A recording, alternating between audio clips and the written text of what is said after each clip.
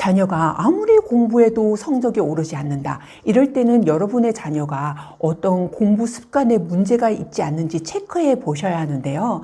이렇게 최악의 공부 습관 5가지에서 말씀을 드리면서 여러분이 그 이전에는 공부 잘하는 비법에 대해서 말씀을 드렸다면 이번에는 아무리 공부해도 성적이 오르지 않는 최악의 공부 습관이 있는지 한번 두들겨 보시고 이 습관만 고치셔도 성적이 우상향하는데 상당히 도움이 되실 거예요.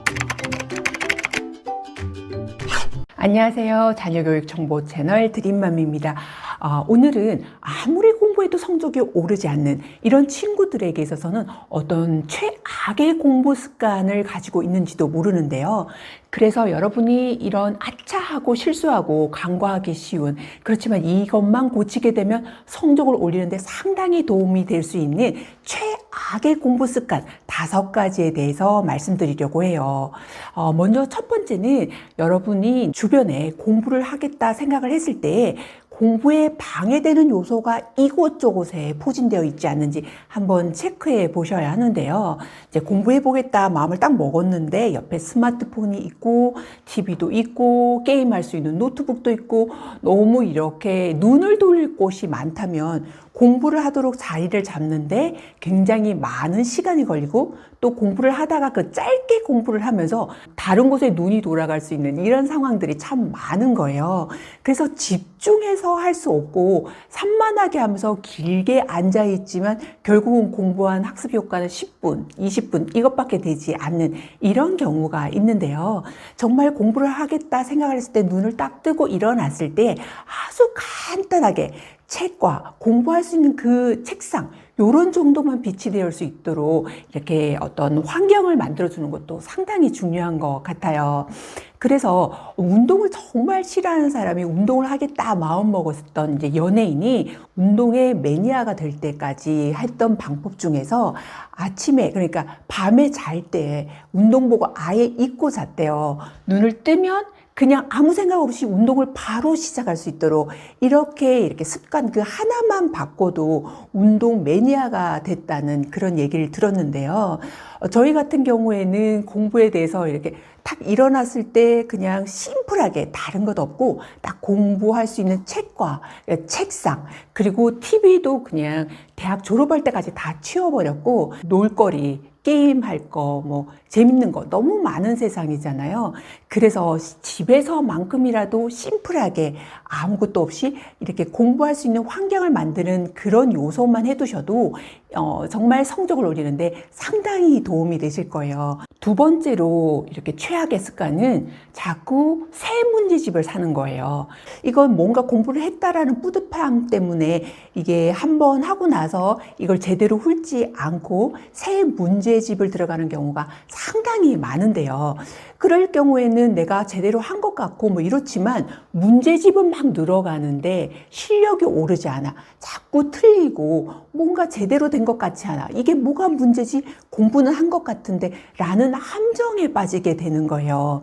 그래서 이 문제집 개념을 제대로 알았는지 틀린 부분에 대해서 확실히 알고 가는지 복습을 해야 하는데요. 이 복습을 제대로 하려면 여기에서 모든 걸 찬찬히 본다 이 부분보다는 이 시간과 또 어떤 효율성을 따져봤을 때에는 제대로 알고 있는지를 이제 생각하고 A4 용지에 한번 대략적으로 써보고 기억이 안 나는 부분이 뭔지를 체크하고 그리고 제대로 아는지를 이렇게 구멍들을 메꿔 가면서 이 전체적으로 내가 알고 있는지 그리고 한 번 더 기억하는 복습하는 그런 효율적인 이제 복습을 추천드리고요.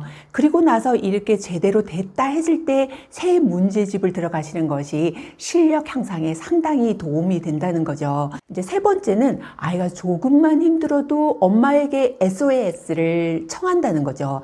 이제 이게 뭔가 숙제를 제대로 하기 위해서 엄마가 도와준다. 이런 부분에서 처음에 효과가 좋았다.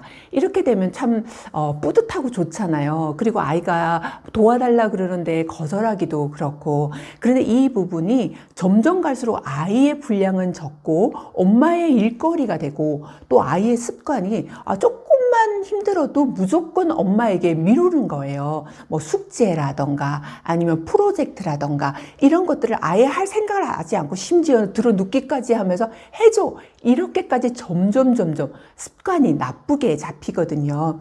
그래서 아이가 어떤 프로젝트나 숙제를 할 때 어떤 부분에서 문제가 되는지 이 부분을 도와줄 수는 있지만 전적으로 엄마가 주가 되고 아이가 보조적인 역할을 하게 되게 되면 나중에는 사춘기까지 맞물리게 되면 정말 그런 아이들을 많이 봤는데요. 숙제를 누가 하는지를 몰라. 아예 아이는 할 의도도 없고 그냥 누워있고 엄마가 분주하게 숙제를 해주게 되고 그렇게 되다 보면은 성적도 오르지 않게 되고 굉장히 공부 학습 습관이 나빠지게 되더라고요. 그러니까 애초에 뭔가 아이가 시작을 할 때 이것도 못하니 이거 좀 더 완벽하게 해야지 하면서 개입되기보다는 아이가 하는 부분에서 어떤 좀 약간 더 한 10%, 20%만 도와주면 아이가 확실히 잘하겠다라는 생각에서 약간 도와주되 메인은 주도적인 역할을 하는 건 아이라는 걸 늘 생각하고 보조적으로 내가 도와주는 거다. 그리고 와 너가 했구나 너무 잘했구나 하고 그 결과물에 대해서 아이가 굉장히 이게 뿌듯해할 수 있는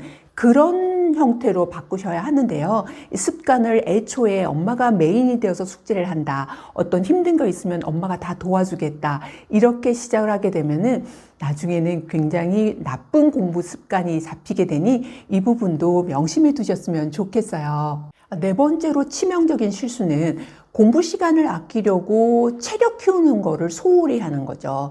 이 부분은 당장 초등학교 때는 크게 느끼지 못하지만 고등학교 올라가서는 결국은 엉덩이 힘으로 공부를 한다고 할 만큼 엄청난 체력이 필요하거든요. 그뿐 아니라 사실 이제 공부를 하고 나서 산소 공급을 위해서라도 운동을 하고 오면 훨씬 더 집중에 도움이 되는데요. 그런데 우리는 사실 이제 공부를 어느 정도 이렇게 집중을 얼만큼 하나 이런 데 좀 더 신경이 쓰이게 되잖아요.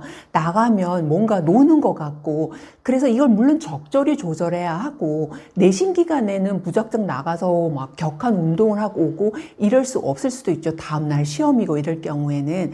그렇지만 그렇지 않고 평상시에는 공부를 하고 나서 어느 정도 운동을 하거나 산책을 하거나 해서 아이가 다시 돌아와서 공부에 집중할 수 있도록 하고 체력 안배에 신경을 많이 써야만 나중에 멀리 봤을 때 성적을 올릴 수 있는 정말 좋은 습관이 되는데요.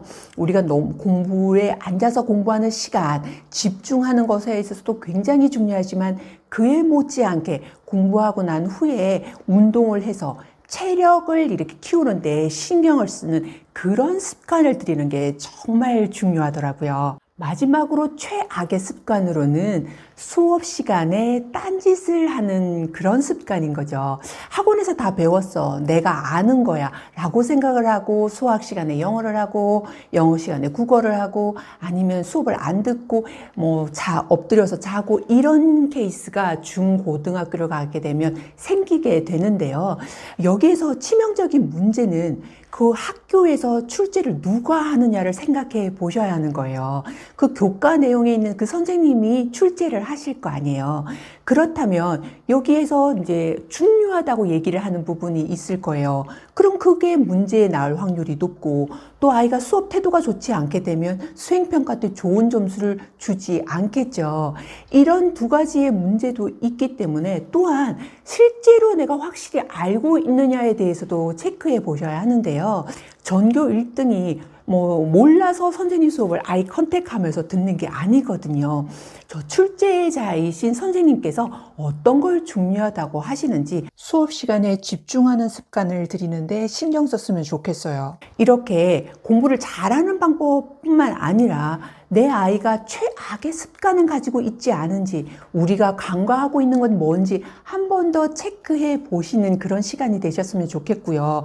여러분이 좋은 정보를 아는 만큼 아이를 제대로 키울 수가 있는 것 같더라고요. 참 좋은 정보, 올바른 정보를 여러분이 잘 취하셔서 아이 키우는 데 큰 도움이 될 수 있는 그런 영상이 되도록 최선을 다할게요. 감사합니다.